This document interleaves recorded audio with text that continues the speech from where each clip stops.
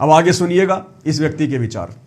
हमने भी चिट्ठी लिख दी उड़े जेले में, मैं चिट्ठी लिखो, चिट्ठी लिख दी मैं किसान आंदोलन हमारी मदद कराया करूँ। उड़े हमारी चिट्ठी फाइनल होगी भाई कोई आंदोलन चलाओगे जी, हाँ मैं तारी मदद करा। फिर आसी हमने भूख हड़ताल रखी कर्जा मुक्ति के लिए किसानों की। मैं बैठा था खुद 17-18 दिन भूख हड़ताल में बैठे। हाँ भूख हड़ताल में बैठा था। तो ये जब एक रायतो बंधु स्कीम महाराष्ट्र में लागू हुई थी, जब ये अब ये 2,000 रुपये देने हाँ, हमें उस समय 8,000 रुपये प्रति एकड़ मांगा थे, 4,000 रुपये प्रति बिजाई जी, देव आप किसानों को। ये तेलंगाना में स्कीम थी, उस स्कीम को हमने कहा था पूरे देश में लागू होना चाहिए। वो पूरे देश में आंदोलन था, इसलिए मोदी ने 2,000 रुपये करे थे, वो आंदोलन का दबाव। उस मौके में भूख हड़ताल बैठा था। तब रामपाल ने मारती उड़ा रैली हमने करी, रैली में बल्कि बहुत ज्यादा रामपाल के चेले ने मारा। साइड भी साफ कराया, उन्हें चाय का लंगर लगाया, उन्होंने बिस्कुट खिलाए और मारती चंदा दे अगर देखो 2,000 दे गया, को 4,000 दे गया, पर्ची का वो लिख लेंदा, हमारा को काम चल जाता, जे नहीं होता तो कहाँ रह जाता किसी तो और 10 पर्ची मांगे। वो लेकर आ गए, बोला 5 लाख रुपए देंगे जी।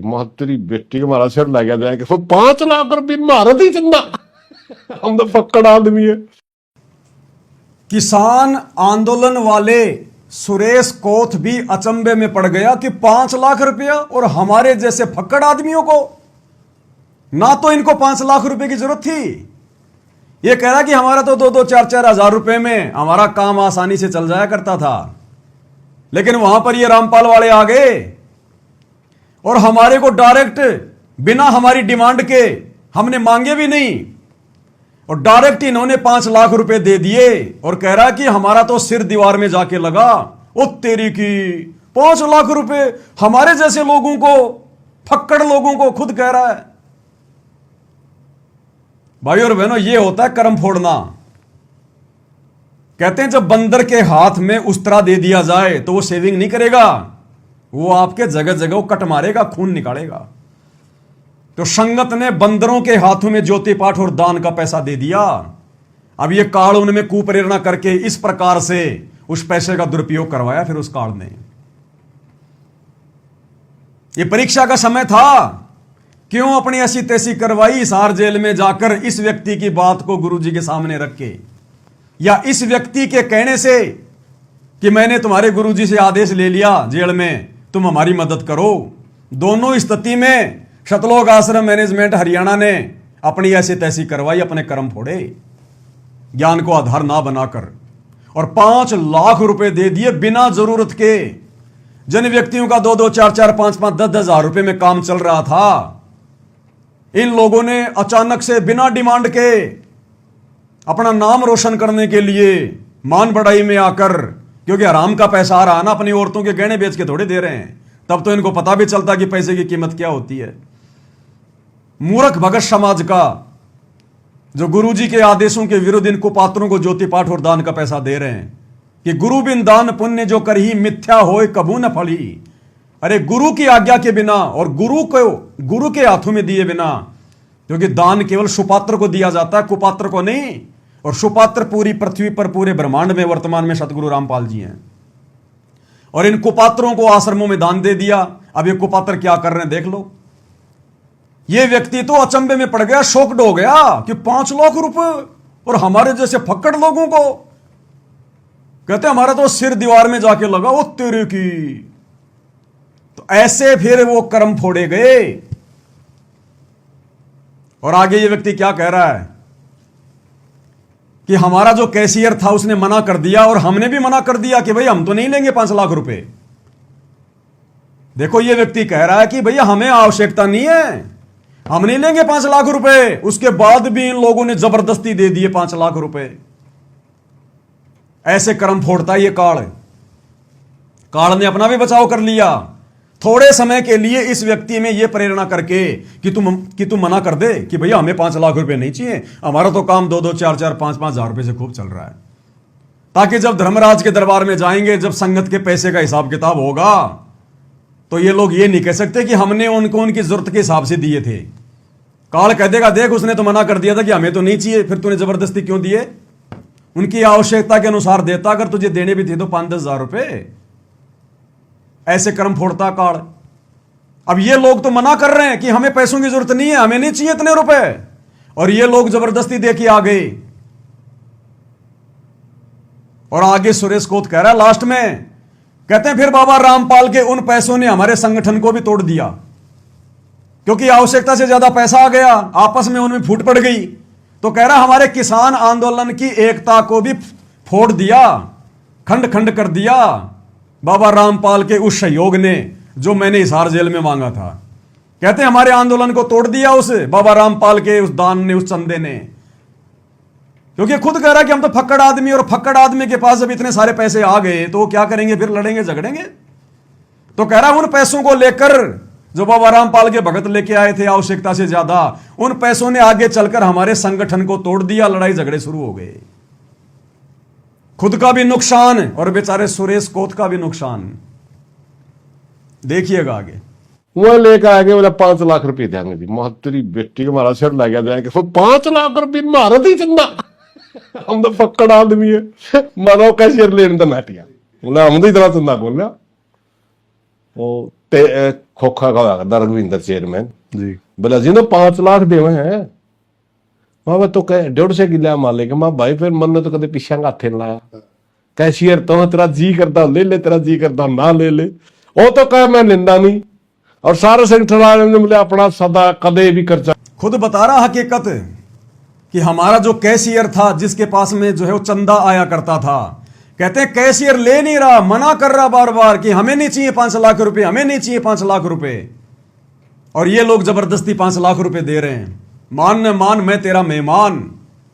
ऐसे कर्म फोड़े जाते हैं संगत के, जब बंदर के हाथ में उस्तरा दे दिया जाता है। ये आने वाले समय में पता चलेगा इस संगत को इन्होंने किन कुपात्रों को ज्योति पाठ और दान का पैसा दिया है। सुनिएगा आगे, आगे चलकर उस चंदे ने, उस 5 लाख रुपए ने इनके संगठन को भी तोड़ दिया। ये भी खर्चा नहीं पटा इसके।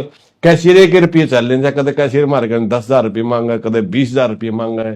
खर्चा हो जाती तो लाना पड़ा सारा, बाद में उसकी जेब तो लाग जाए। फिर वो कहे मेरे घर हाथ लाग गए, फिर संगठन वाले जलाए देख से थोड़े थोड़े करके दे। मैंने यार कदे भी कर्जा नहीं पटा, इनका अपना तो पीछे ला रही तो नहीं लेंदा। उसके रुपये ले लिए बाद। देखो मजाक उड़ा रहे हैं हम उन बातों का, हंस हंस के खिलिया उड़ा रहे हैं। अरे ये तो सतगुरु रामपाल जी भगवान का भी एहसानमंद नहीं रहा। इसने खुद गुरु जी से अरदास लगाई, बताई, गुरु जी ने कहा कि तेरी मदद कर देंगे, और मदद आ गई तो अब मजाक उड़ा रहा है, हंसी उड़ा रहा है, खिलियां उड़ा रहा है। बाद में रुपया ने हमारा संगठन भी तोड़ा। क्या कह रहा है, क्या कह रहा है? उस पैसे ने फिर हमारा संगठन भी तोड़ा। ध्यान से सुनना। उसके रुपये ले लिए, बाद में रुपया ने हमारा संगठन भी तोड़ा। उसके रुपये ले लिए, बाद में रुपया ने हमारा संगठन भी तोड़ा, क्योंकि बचत होगी। आंदोलन चल रहा हो, बड़ा अच्छा आंदोलन चल रहा, 1 लाख रुपये बचत होगी संगठन में। वो 1 लाख ने बेटे हमारा संगठन तोड़ गिरा था। वो 1 लाख ने बेटे हमारा संगठन तोड़ गिरा था।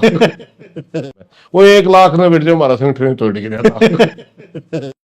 कह रहा उस 1 लाख रुपए ने गाड़ी निकाल के कह रहा है, बेटी आगे क्या बोल रहा है आप जी ने सुन लिया होगा।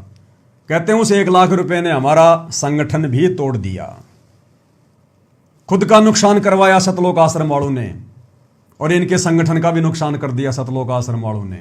और आज ये व्यक्ति 5 लाख रुपए लेकर खिलियां उड़ा रहा है, इंटरव्यू दे रहा है, मजाक उड़ा रहा है उन बातों का कि बाबा रामपाल कितना मूर्ख है और बाबा रामपाल के भगत कितने मूर्ख हैं।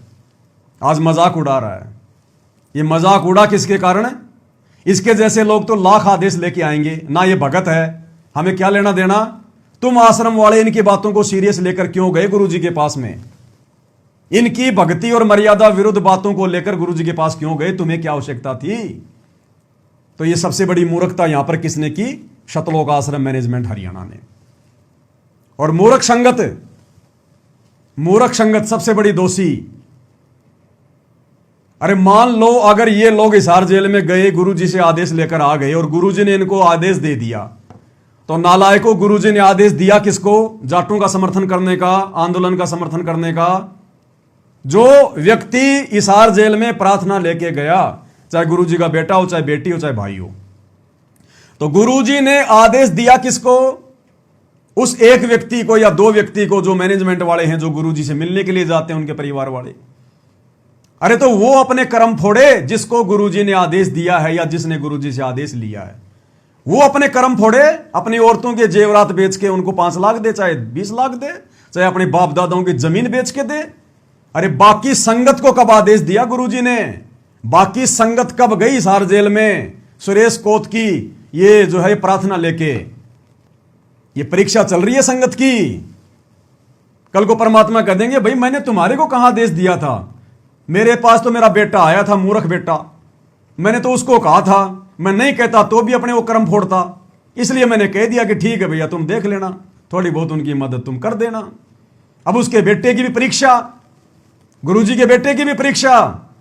अब गुरुजी कह देंगे, मैंने तो मेरे बेटे से कहा था, मेरे भाई से कहा था, जो मेरे से मिलने आए थे, तुम मेरे से मिलने आए थे क्या संगत वालों? तुमने मेरा आदेश सुना था क्या? तुमने क्यों दे दिया ज्योति पाठ और दान का पैसा? और जब ये बात तुम्हारे सामने आई तो तुमने बात क्यों नहीं उठाई कि भैया हमारा पैसा क्यों दिया गया? और ये कह देते कि हमारा पैसा नहीं है तो कोई बात नहीं, आज के बाद आप और हमारा रिश्ता समाप्त। तुम तो सारे उल्टे कर्म कर रहे हो, हम तुम्हारे पीछे क्यों चले, हम इन आश्रमों में धक्के क्यों खाएं? क्योंकि वर्तमान में तुम इन आश्रमों के संचालक हो। अगर हम तुम्हारी कुसंगति करेंगे, जो तुम सारे उल्टे काम कर रहे हो, हमारी तुम्हारी आदत टूटेगी।